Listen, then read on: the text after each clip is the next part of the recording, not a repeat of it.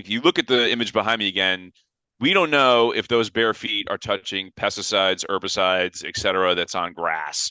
And I remember growing up, we lived in Connecticut, and all the lawns out there looked like, manicured, really nice and clean. And then there's ours, which is kind of overgrown, and the grass doesn't look as green. But my father refused to spray that stuff, and I love him for it, And he's like, no, I'm not getting our dogs on these toxic chemicals or our feet.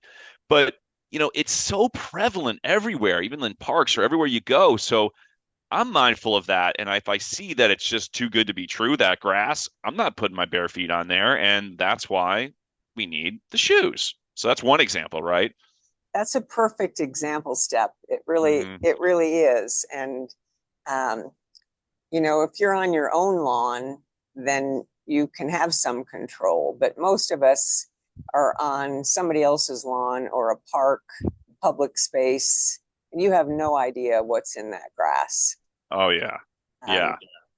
I mean, even so, where I travel and you go to these places like, Greece or you're in Italy stuff. And, occasionally, let's say you're at a hotel and you think it looks really clean. You're walking around, there's like, okay.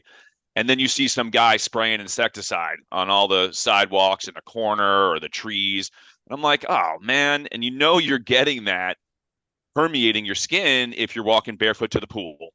Like, right, right. So right. all these little things that sometimes you don't see, well, that's when, hey, you want the sandals because then you're going to protect yourself from that. And then, we can use this example and segue into the other gnarly stuff that you can encounter when there you go. Great. The Yeah. solution So is there. this is our platinum knit. If you Hmm. can see, it's actually quite sparkly, but not overbearingly so.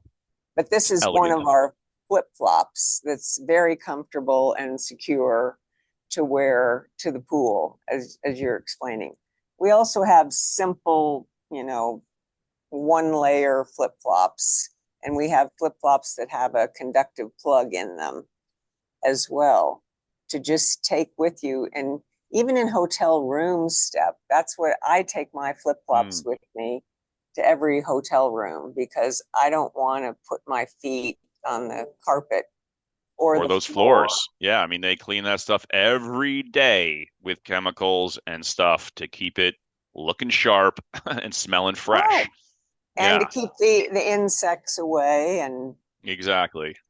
Yep. And the feet are designed actually to pull in those toxins up into the body, unfortunately. yeah, But that's why they bring in the good things too, and we have to be mindful of it. So, you know, also, what else is there out there? I mean, I started wearing I was used to walk a lot barefoot all the time, but then I cut my feet so many times. I stepped on bees, rocks. I mean, my brother once had a nail almost go through his foot.